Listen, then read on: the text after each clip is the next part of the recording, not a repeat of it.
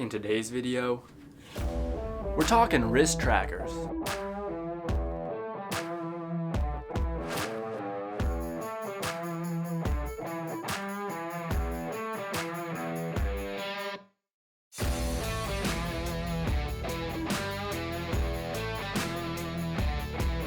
What's up YouTube? Welcome to the video. My name is Tyler, also known as the Fit Chemist, and I help people take control of their lives by taking control of their fitness and nutrition habits so that ultimately we can lead healthier and happier lives. So if you're new here, welcome. Please consider subscribing. Turn those notification bells on so you don't miss when I post new videos. And if you are returning, welcome back. I'm so glad that you are here. In today's video, I want to talk about a study from 2017 that discusses the accuracy of wrist-worn activity trackers, so things like Apple Watches and Fitbits, etc., and how accurate they are when it comes to both measuring heart rate and energy expenditure. These wrist-worn activity trackers will monitor your heart rate for you, and they'll also tell you how many calories you burned either during the workout or throughout the day. However, I think the problem is that people put way too much emphasis on this value, and some will even go as far as eating back those calories burned, which is going to be a no-no because, as we'll see in this study, those values are not necessarily as accurate as you might think. So in this video, we're going to walk through that study and we're going to answer the question, should you eat back those calories burned?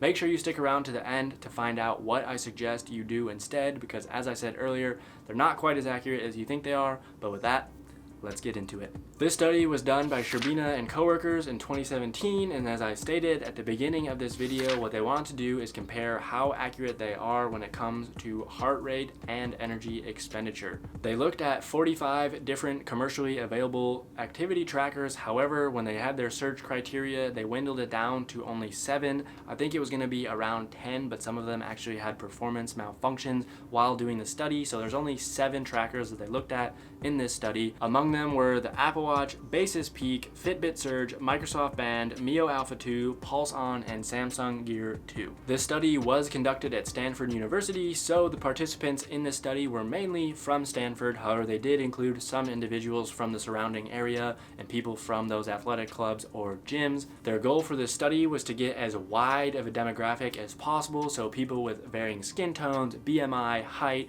weight, age, you name it. They ended up taking 60 individuals for this study, so 29 males, 31 females that met that sort of wide range of diversity that I just mentioned, as well as varying fitness levels. They're all aged from 27 to 49, I believe, so relatively young, not any elderly included in this study.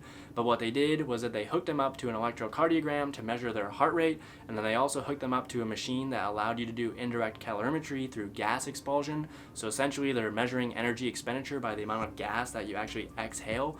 So while they're hooked up to all of these machines and wearing those wrist-worn activity trackers, they actually went through a period of sitting, 2 different intensities of walking, 2 different intensities of running, and then 2 different intensities of cycling. And while they were doing that, they were measuring the accuracy of these wrist-worn activity trackers and how it compares to the telemetry and calorimetry values. We'll get to the results of this study in just 1 second, but my question of the day for you is, do you use a wrist-worn activity tracker? If so, which one do you use, and how much emphasis do you put on the values or the data that you get from it? Let me know in the comments down below, and with that, let's see what this study found. If we take a look at figure 1, this is just a graphical representation of what I was just describing. So if you see an R, that means rest period, which I think was about a minute, and then T means transition period, which I think was around 2 minutes, and then again, they went through these various intensities of both sitting, walking, running, and then cycling. If we look at figure 1B, this is one individual's data, but we can see what their heart rate was doing, and then each of the individual colors are actually each of the different activity trackers.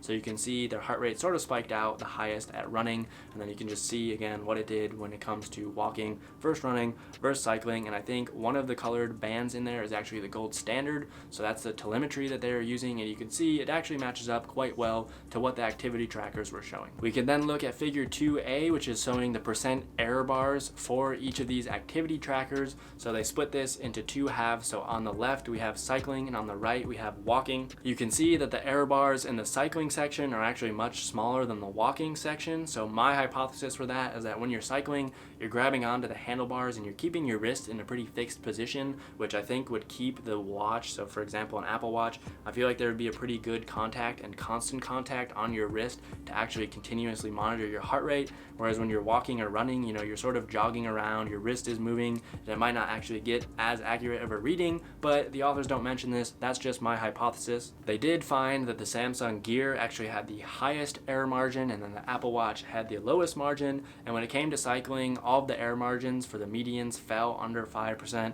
which is actually quite good and quite accurate. If we turn our attention to figure 2b, they're now looking at energy expenditure instead of heart rate. It's the same format, so on the left we have cycling, and then on the right we have walking, but they're just looking at the various error bars. So you can see for this one, it is much worse. Things start to go downhill in terms of accuracy when we're looking at energy expenditure. Some of these errors ranged from 27 all the way up to 90%.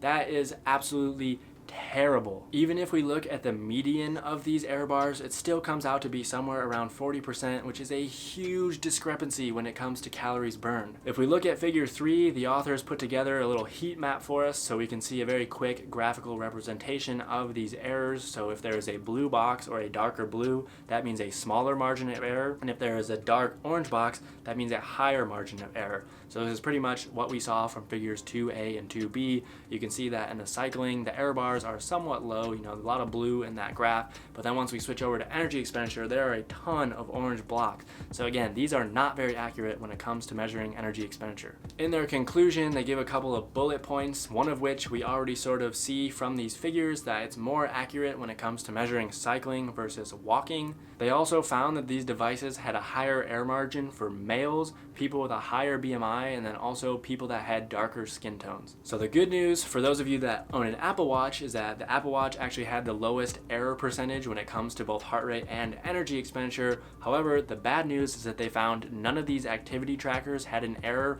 of under 20% when it comes to energy expenditure or calories burned. So what does this mean for you? Well, this suggests that we should not be eating back the calories we burn during a workout for two reasons. One of which we've already seen from the data that these are not as accurate as we think.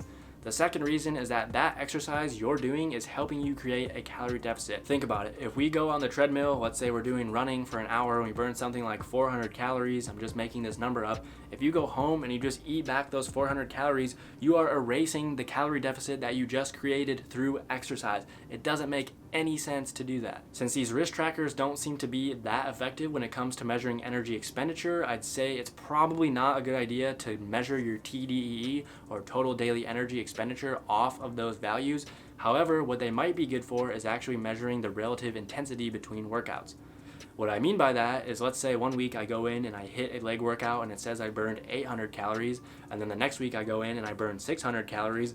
I know that there's a 200 calorie difference between those workouts, even though both those values might be off by anywhere from 30 to 90% like we saw on this study. I'd feel bad if I just left you hanging, so I'm gonna give you some pointers on what you should do instead. The first one being, instead of tracking calories burned, track your calories consumed. If you need help doing this, I have a video on how to use MyFitnessPal as well as a video on how to use my calorie tracking spreadsheet, both of which are going to be very important tools for helping you get to your goal. So I'll put the thumbnails somewhere over here as well as a time card somewhere up here, but I'll also link them down in the description box below, so if you want to go ahead and watch those after, please feel free to do so, and if you have any questions, feel free to reach out to me. I'd be happy to help you. The important point here is that now that we are focusing on how many calories we're consuming, we know how to adjust those calories to reach our goals. For example, if you are tracking your calories and you are losing weight at that level of calories, you know you're in a calorie deficit. If you are not, all you need to do is reduce those calories a little bit, or maybe add some extra exercise to your routine. Another thing you can do is track a more meaningful metric like your total daily step count.